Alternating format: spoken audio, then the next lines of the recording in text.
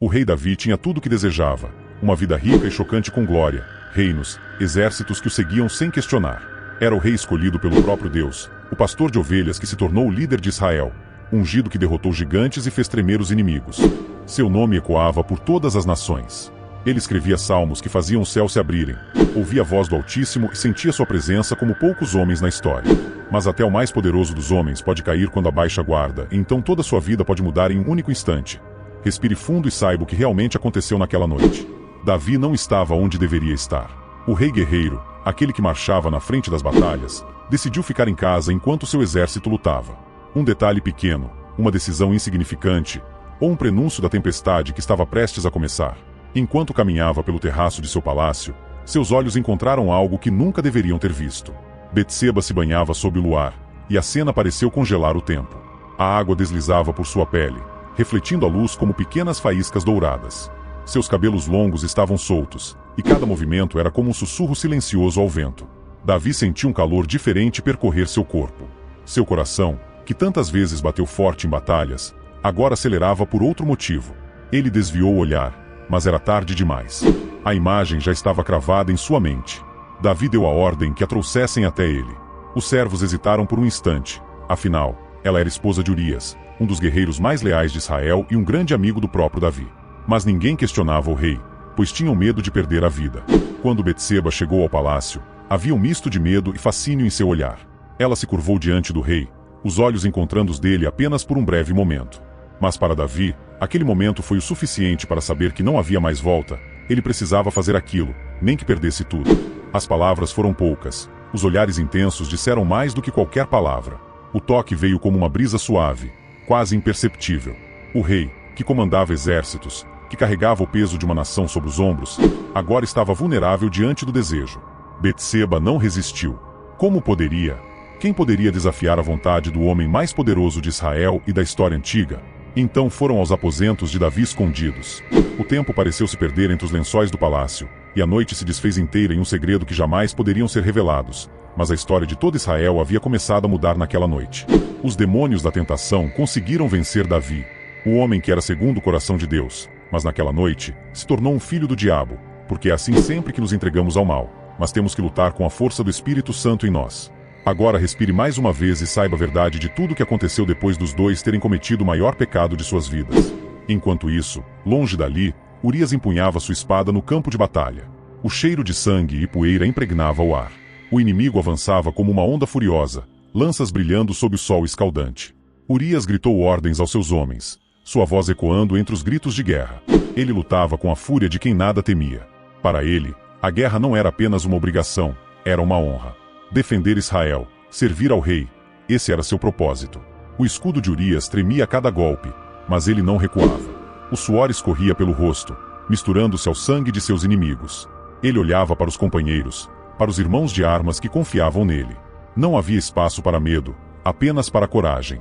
Mas em Jerusalém, enquanto ele sangrava pelo rei, seu lar já não era mais seu. Seu nome já estava marcado para ser apagado da história.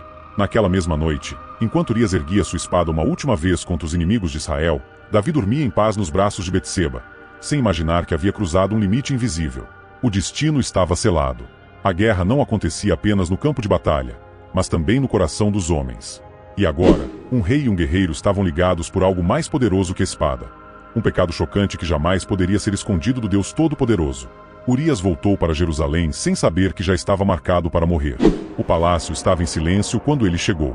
Davi o recebeu com um sorriso forçado, um olhar que escondia mais do que mostrava. O rei queria que ele voltasse para casa, descansasse nos braços de Betseba, acreditasse que o filho era seu.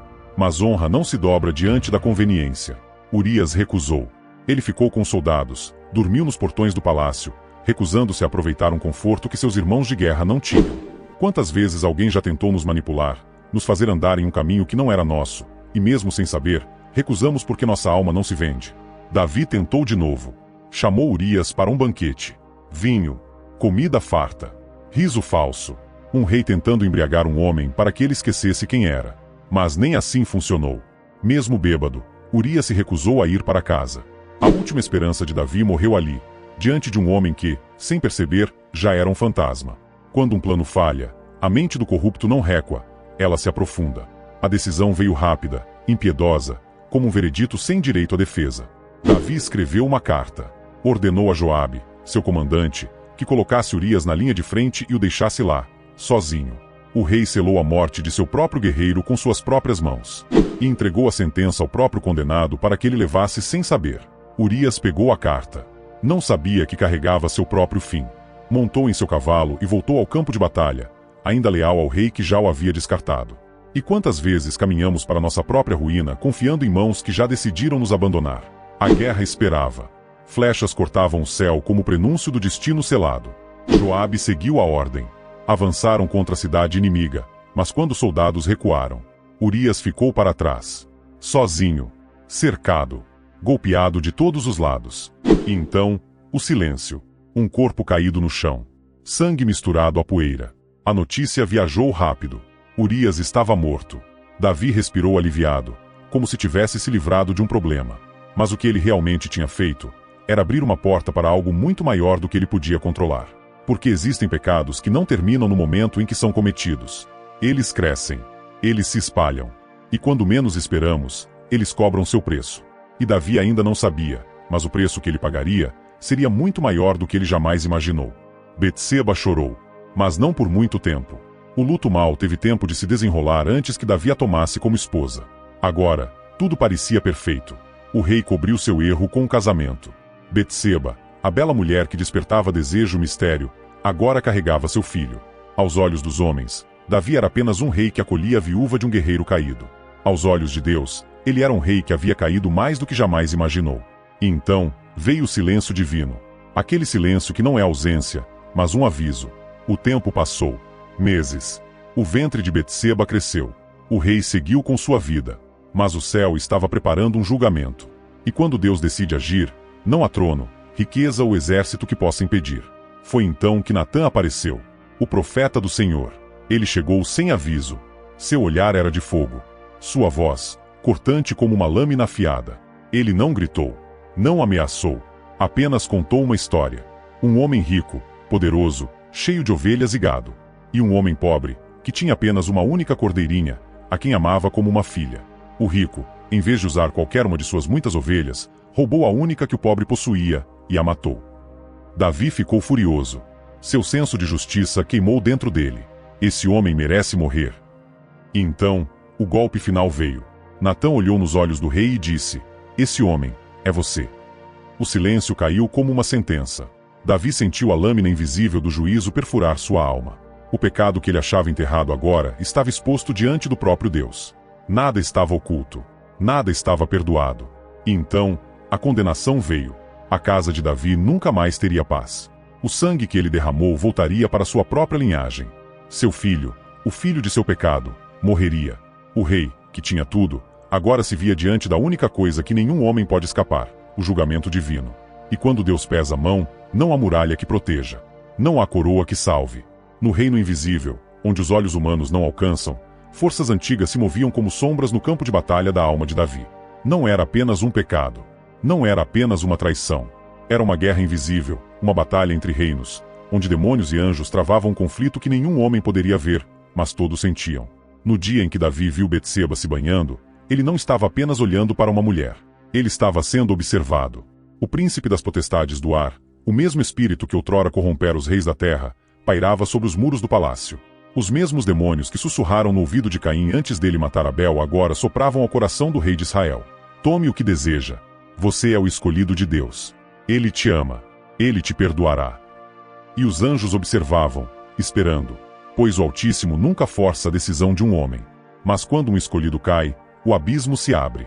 Naquele momento, os Nefilins, os espíritos das antigas aberrações que perverteram a humanidade nos tempos de Noé, regozijavam-se. Eles sempre encontravam brechas na luxúria, no orgulho e na vaidade dos homens poderosos. Eles estavam lá, no quarto de Davi. Eles estavam lá, no campo de batalha onde Urias marchava para a morte. Riam. Sussurravam. Eles adoravam quando o homem mais forte de Deus caía no chão como pó. E no céu, os arcanjos não desviaram o olhar. Gabriel, o mensageiro de Deus, manteve-se em silêncio, pois a palavra já fora dada. Miguel, o príncipe da guerra celestial, segurou sua espada de fogo, pois aquela batalha não era contra carne e sangue, era uma disputa pelo coração de um rei. E então veio a sentença. O julgamento de Deus não é como o dos homens. Ele não age no calor da emoção. Ele pesa a eternidade nos seus dedos e decide com justiça imutável. A espada que Davi usou para derrubar gigantes agora seria a mesma que cortaria sua casa em pedaços. Porque no mundo espiritual, cada escolha ecoa na eternidade. E o inimigo sabia disso. Os mesmos demônios que festejavam a queda do rei de Israel estavam preparando um novo plano. Eles sempre fazem isso. A corrupção de Davi abriria portas para rebeliões, sangue e tragédias incontáveis dentro de sua linhagem. O preço do pecado nunca se paga sozinho. Ele se espalha. Mas o que os principados e potestades não sabiam era que Deus já tinha um plano. Da linhagem de um rei quebrado, sairia o Rei dos Reis. E o inferno jamais viu isso chegando. O Filho do Deus vivo, que não sucumbiu à luxúria como Davi, que não usou o poder para se exaltar, mas para servir, que não tomou para si os prazeres do mundo, mas ofereceu seu próprio sangue para resgatar os que estavam perdidos. E então, as trevas estremeceram, porque aquele que os profetas anunciaram havia chegado. E o que começou com um olhar de tentação no terraço do palácio de Davi, agora se encerrava em uma cruz ensanguentada no alto do Gólgota. Mas a história não termina aqui, porque ele ressuscitou. E se Davi caiu, Cristo se ergueu. Se um rei cedeu ao pecado e trouxe maldição sobre sua casa, o Rei dos Reis venceu o pecado e trouxe redenção para toda a humanidade. Mas agora vem a pergunta final. De que lado da história você está? Porque a batalha ainda não acabou. Estamos vivendo os últimos capítulos do livro da humanidade. Os sinais estão por toda parte. Guerras, fomes, desastres, engano. O apocalipse está diante de nossos olhos, e o mesmo espírito que seduziu Davi naquela noite, hoje governa nações, cega líderes e destrói lares. Mas há esperança. Jesus está voltando. E quando ele vier, não será mais como um cordeiro manso, mas como o leão da tribo de Judá. E toda língua confessará e todo joelho se dobrará diante dele. A questão é, onde você estará nesse momento? Porque, como ele mesmo disse, que aproveita o homem ganhar o mundo inteiro, se perder a sua alma? O tempo está se esgotando. O juízo está às portas. Escolha hoje a quem você servirá. Se essa mensagem tocou seu coração, curta, compartilhe e se inscreva. Vamos espalhar essa verdade antes que seja tarde demais. A trombeta vai soar. E então, nossas vidas mudarão para todo sempre para a glória de Deus. Comente seu louvor a Deus nos comentários. Deus abençoe grandiosamente sua vida, sua família e sua história.